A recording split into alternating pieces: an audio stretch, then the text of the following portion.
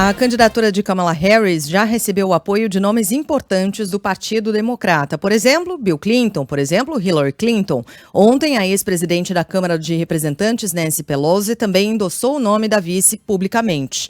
Desde o anúncio da desistência de Joe Biden, a campanha democrata já arrecadou 81 milhões de dólares, ou seja, mais de 450 milhões de reais. Mesmo sem ter apoio da maioria da população, o nome de Kamala Harris é praticamente consenso dentro do Partido Democrata. É o que avalia o professor de Relações Internacionais, Carlos Gustavo Poggio. Todos os nomes que eram os concorrentes mais sérios, né? Governadora do Michigan, governador de Illinois, governador da Califórnia, outros nomes possíveis que eram aventados, todos esses nomes já disseram que estão apoiando a Kamala Harris. Não sobrou ninguém, que indica que o partido está muito rapidamente se unindo em torno da figura da Kamala Harris, que é a opção, como eu já venho dizendo isso há muito tempo, a opção logisticamente mais interessante para o partido, ainda que não seja a opção politicamente mais interessante. Já o professor de Relações Internacionais da FMU, Manuel Furriela, destaca a escolha do vice na chapa como outro desafio para Kamala Harris. Segundo ele, o Partido Democrata precisa escolher um nome que represente a maioria da população dos Estados Unidos. Ela vai ter que trazer um candidato que seja aquele que agregue mais ou represente mais o que é a sociedade americana na sua maioria. E também tentar de quebra, e aí eu acho que ela está conseguindo acertar, caso traga essa opção, pegar de um desses estados que podem trazer votos indecisos.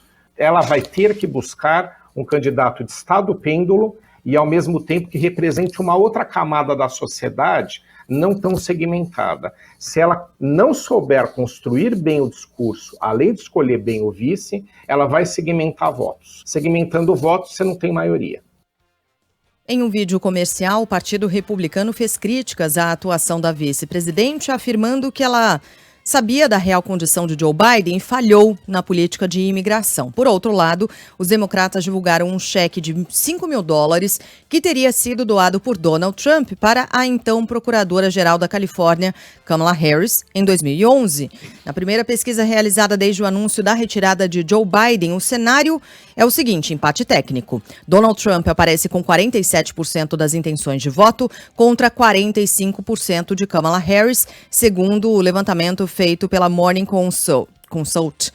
Margem de erro de 3 pontos percentuais. Lembrando, esses números não significam absolutamente nada, porque a eleição nos Estados Unidos não se decide nos votos absolutos. Isso. Explicando rapidamente aqui, a gente vai ter bastante tempo para explicar de novo. Eleição nos Estados Unidos é que nem judô, né? De 4 em 4 anos se aprende as regras. Explica tudo de novo. Para depois esquecer. E daqui a 4 anos vai fazer isso de novo, né? Aí, curiosamente, é sempre no mesmo ano, né? O ano da Olimpíada e na eleição nos Estados Unidos.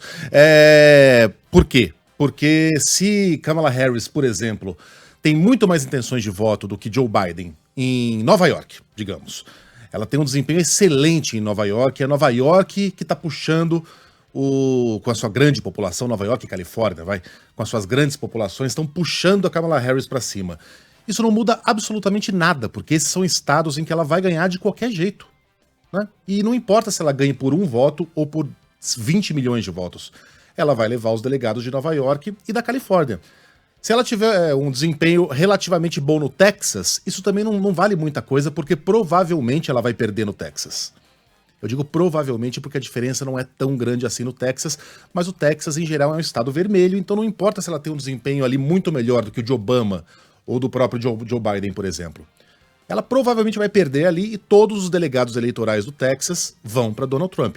Agora, se essa boa posição de Kamala Harris é puxada por votos na Geórgia, na Pensilvânia, na Flórida e de outros estados que são considerados pêndulos, estados que costumam decidir as eleições, aí a gente vai estar falando de uma disputa muito apertada.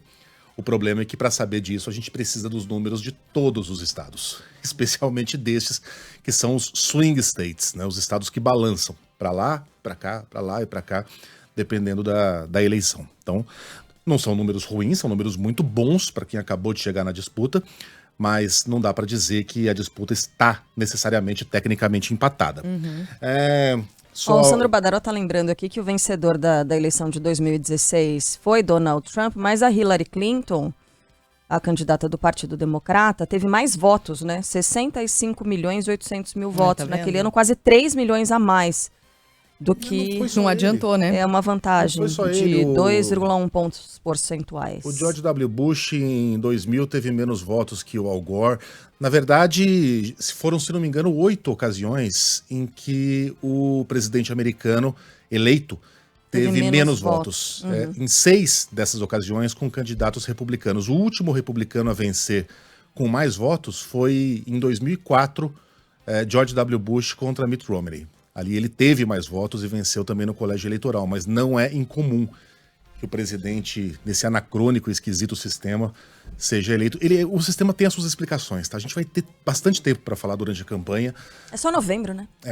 Daqui até novembro. Segunda, terça-feira de novembro. É isso aí. Agora, eu tô me divertindo com a alucinação que há em parte das pessoas nas redes sociais sobre essa eleição, gente. Elas estão achando que votam lá, né? Que é isso, né? Eu tava lendo algumas pessoas falando no Twitter, no X. Por exemplo, não devemos titubear em eleger a primeira mulher presidente dos Estados Unidos. Aí a resposta é, moça, não devemos quem? Eu moro em Nova Iguaçu. Aí qual que é outro? Derrotar Trump é uma tarefa coletiva. A resposta, eu particularmente não posso fazer nada daqui de Osasco. As pessoas estão levando a ferro e a fogo. Nos Estados Unidos eu sou Trump. Amiga, nos Estados Unidos você seria deportada, só isso. Principalmente sendo Trump. Tem muita gente, quando a gente faz críticas aqui a Donald Trump, por exemplo, que diz que a gente está tentando influenciar o resultado da eleição, mas, gente, o nosso influência é zero. Os caras lá não entendem nem nossa língua.